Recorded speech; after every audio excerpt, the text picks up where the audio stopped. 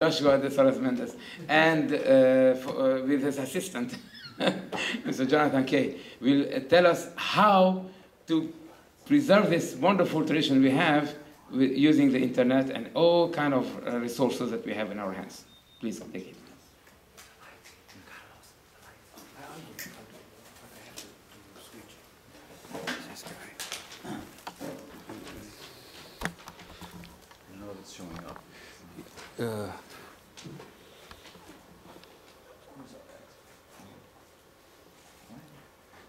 Oh, there it is. Okay. Oh, great. Okay. Can we make it brighter? It doesn't seem as bright as it could be.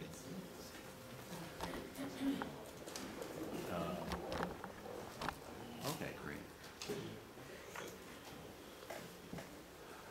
If any of you want to move up to see this better, you're welcome to do so. Oh, and actually I'm going to move this around so I can.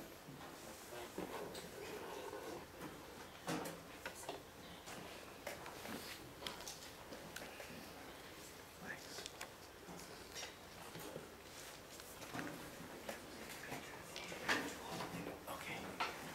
Okay, great.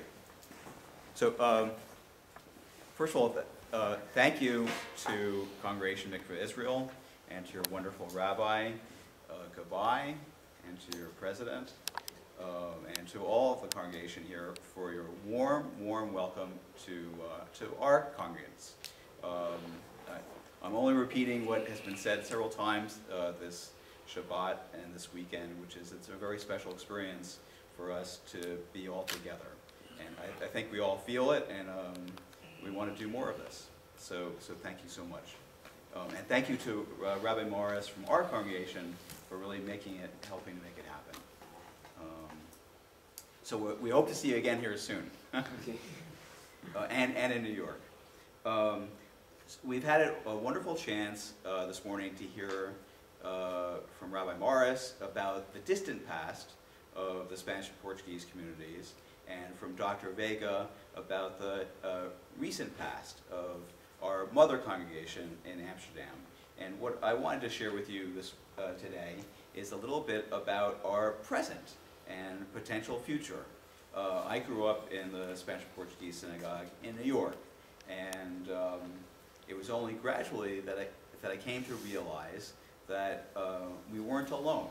So I'm here to report to you that you are not alone.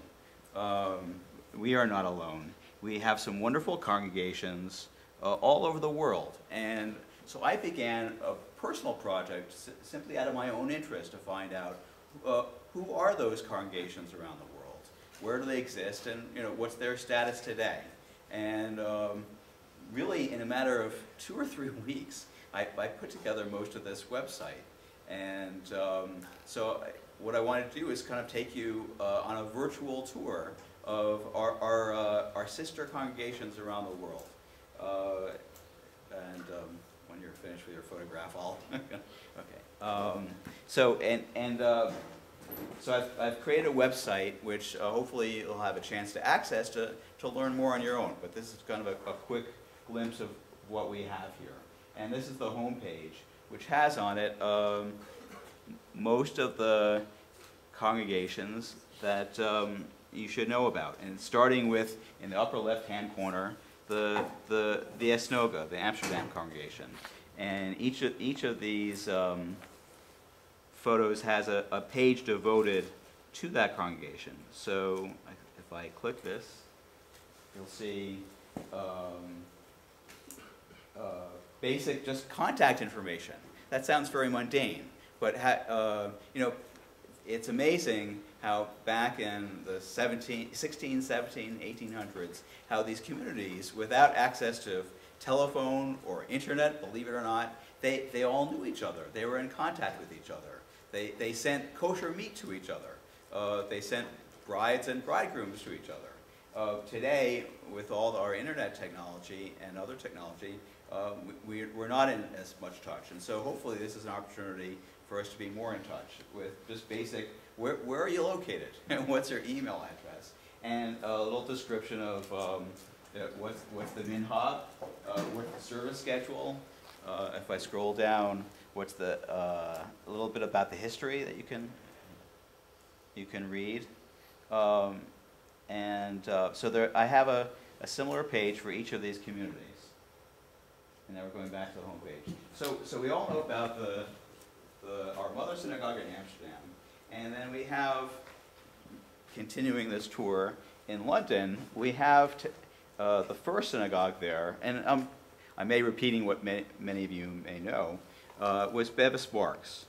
When England allowed the Jews back into their country, Bevis Marks was the first synagogue established by the Jews. But today, amazingly, there are 5 congregations. So we have Bevis Marks, which has a very small congregation because, as is often the case, Jewish communities tend to move over time. And so they moved out of the center of London, which is today the financial district. So Bevis Marks, which I recommend visiting, it's hard to spend Shabbat there because it's right in the middle of the financial district. But it's a beautiful place to visit. And it's architecturally modeled after Amsterdam, as are so many of the other Spanish and Portuguese synagogues. So then you have Lauderdale Road, which has a very strong, vibrant congregation. It's further out in the suburbs. You have Holland Park, which I haven't visited, but it's also ongoing. Wembley, and then the latest one, Rambam, which was established by Rabbi Jeff Berger. And to give you, a wonderful example of the interconnections, Jeff was a congregant at our synagogue in New York for many years. And I think maybe for job reasons, they moved to London, and he decided to become a rabbi. And lo and behold, a few years later, now he started his own congregation there. So London has lots of wonderful S&P congregations that you have an opportunity to get to know, maybe visit if you ever go to London. And then just moving on here, let's see if we go back up to try to take it. Continuing with Europe, we have also Florence, which I don't know, how many of you have been to the synagogue in Florence? Yeah. So it is one of the most spectacular, beautiful synagogue buildings around of any sort. Unfortunately, they have a very small community, but it is a Spanish and Portuguese community with a wonderful rabbi there. I'm just going to continue on. In Jerusalem, once a month they have a service in the Old City. In one of the 4, if you know, in the Old City there are 4 Sephardic synagogues, and one is called the Istanbuli Synagogue. So they have services there once a month. Then I included Livorno, which Thank you. we have and part of my family came from Livorno. And Livorno, I believe we can consider Spanish and Portuguese.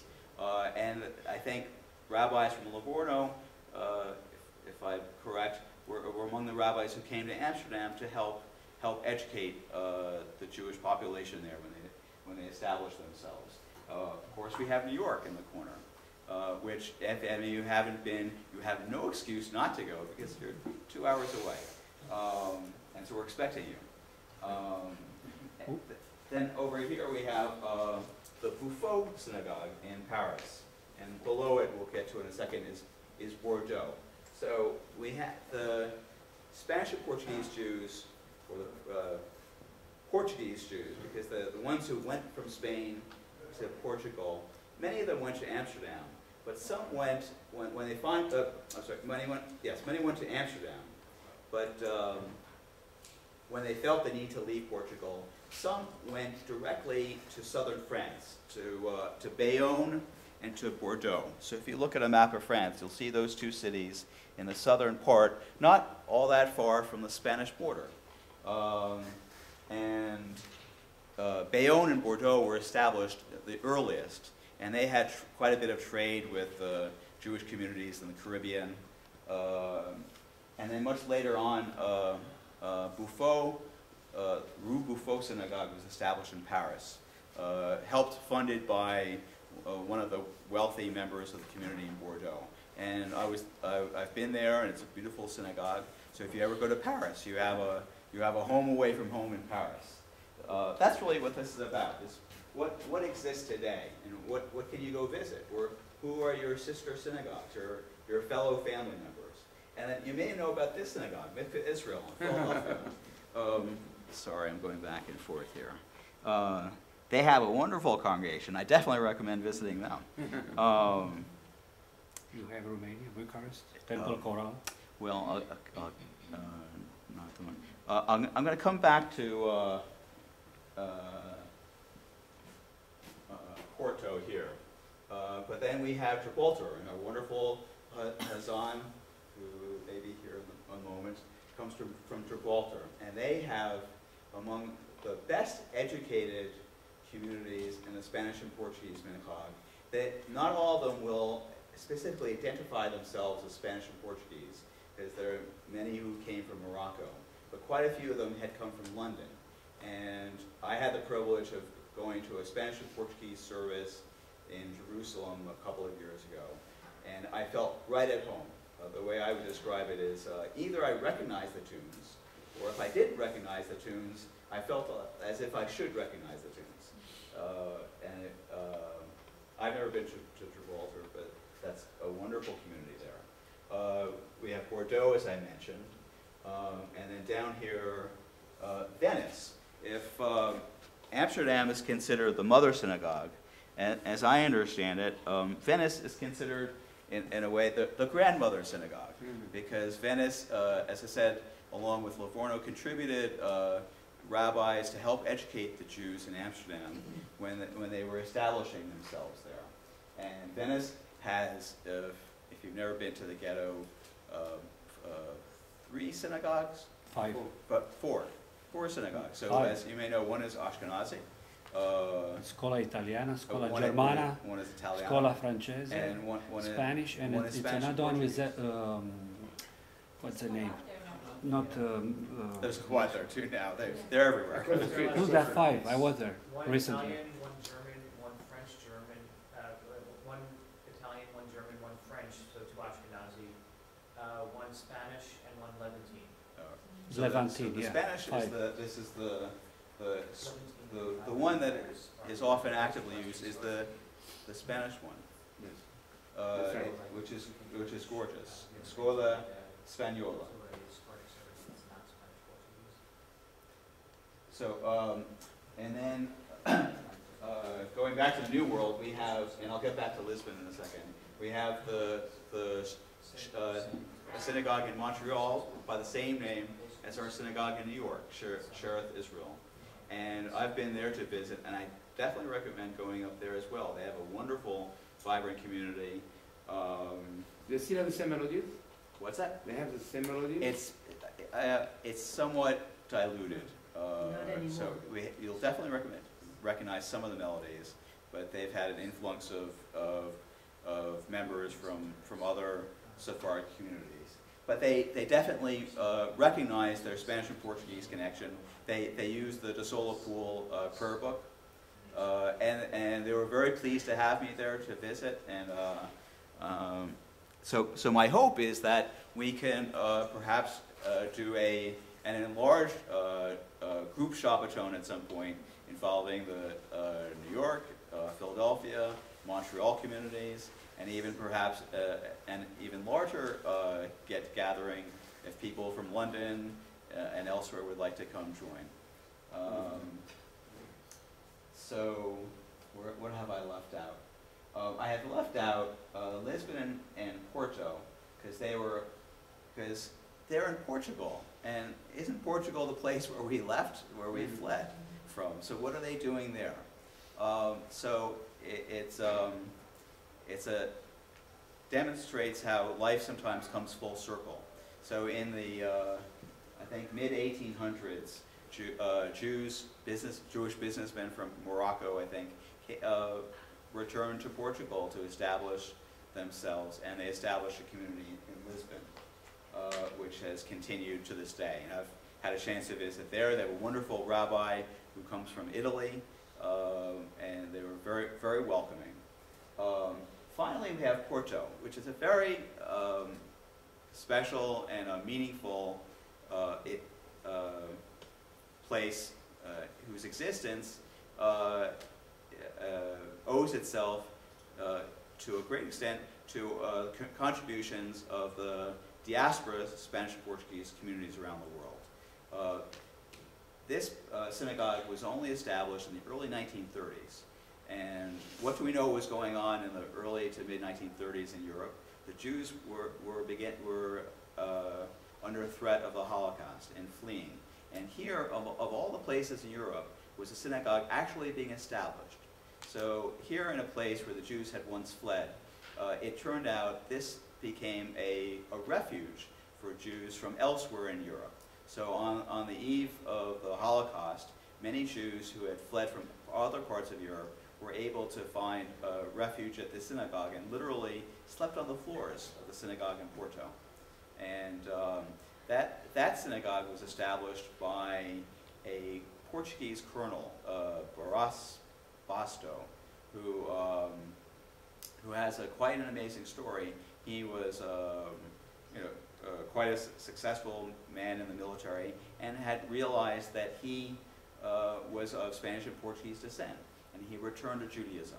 And he recognized that there were quite a few other people in the Portuguese community who were of Spanish and Portuguese descent, and crypto Jews, and encouraged them to return to Judaism.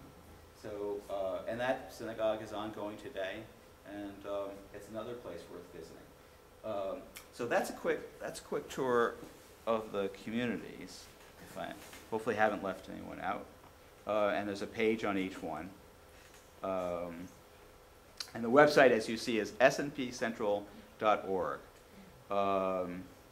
And here's a larger list, which also includes communities that are no longer Spanish and Portuguese currently in their service. But I call it historically SNP congregations. And they're well worth knowing about, remembering about, and even being in touch with. I had a chance to be in Panama, where there is a Spanish and Portuguese synagogue. It's called the Portuguese Synagogue. It's now Reform or conservative, but the rabbi was very happy to meet me and was interested in perhaps learning more of our melodies. All throughout the south of the U.S., in Charleston, Savannah, New Orleans, you have congregations that are mostly Reform. But it would be interesting I think if you go to their websites, they're well aware of their histories. And so it's still part of our larger family.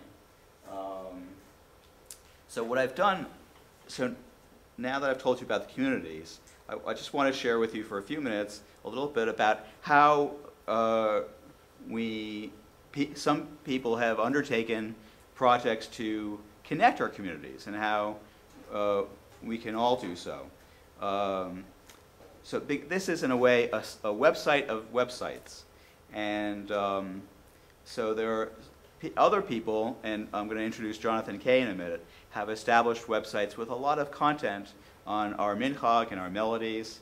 So if we go to this tab, Melodies, you'll see that there are literally today 7 websites that one can go to where you can listen and learn about the melodies of the Spanish and Portuguese Jews. We have up top two websites from the London community.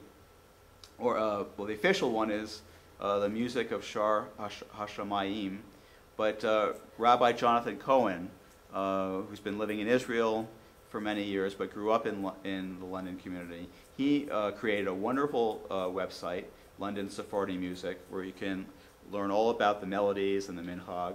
And then over on the left, our synagogue in New York, Shearith, Israel, has created a new website to which we are continually adding new melodies and information about our minchag and our nusach. Amsterdam has a wonderful website with much information and recordings of their melodies and their minhag. We have over here, and Philadelphia has its official website, Music of Mikveh Israel, and then Jonathan has created a wonderful website, Yedi Abraham, which has music and melodies that he'll show you about in a minute from both Philadelphia and New York.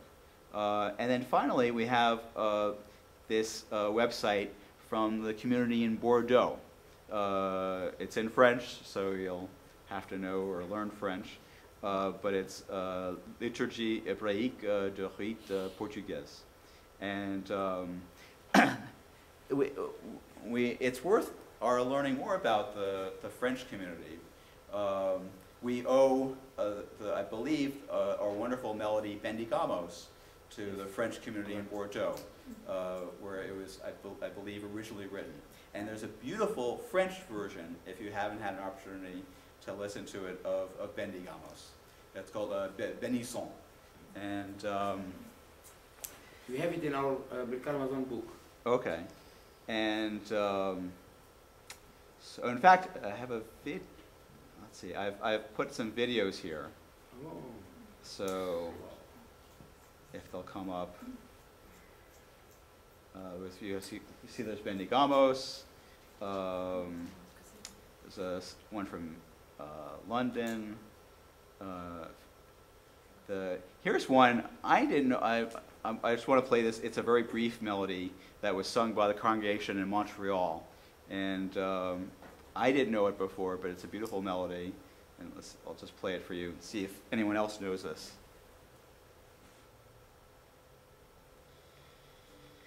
Oh, you know what? We don't have speakers. Call Constantine to bring the microphone.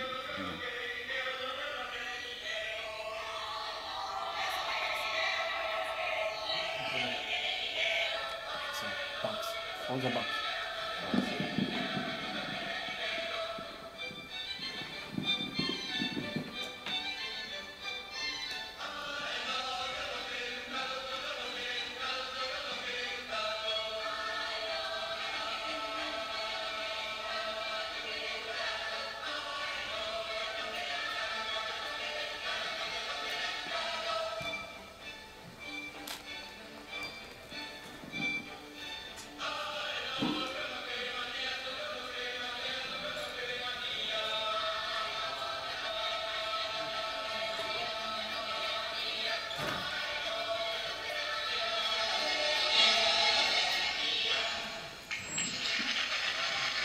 So you have a chance to glimpse the inside of their synagogue.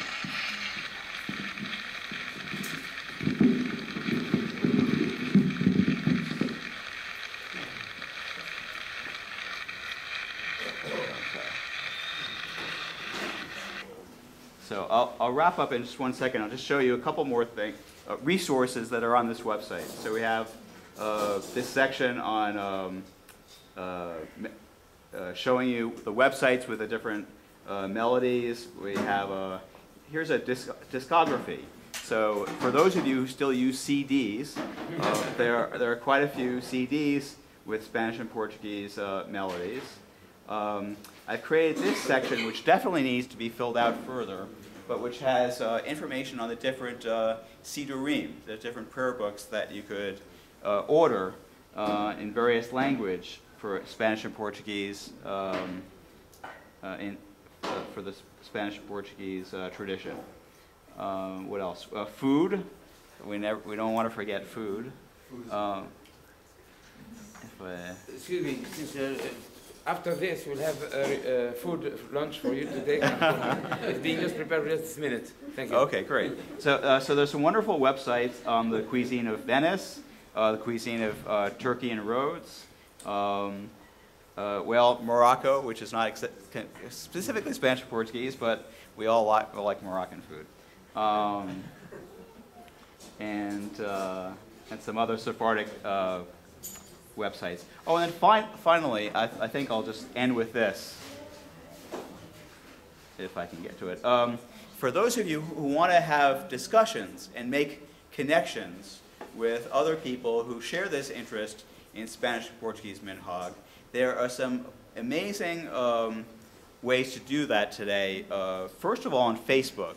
So if any of you are on Facebook, I'd say the premier Facebook group is this one called, it has a very long name, but it's Foundation for the Preservation of Western Sephardic Tradition. It has over 300 people now from all over the world, and if you join it, you get to hear voices from people all over, from Amsterdam, from South America, from the Western U.S., who you might not have ever known about, but who share this interest and this passion in preserving and learning more about the Spanish and Portuguese minhag.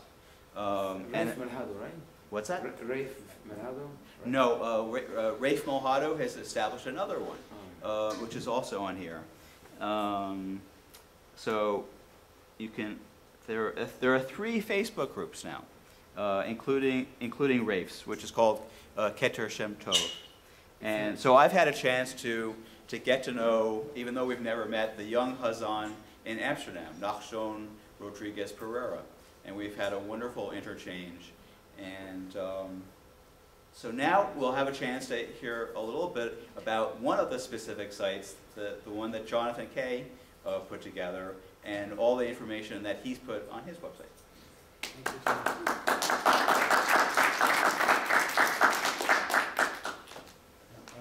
The beautiful thing about it, of course, is that, like any kind of consultant, I just take what other people do, slap it together, and then claim it's my own.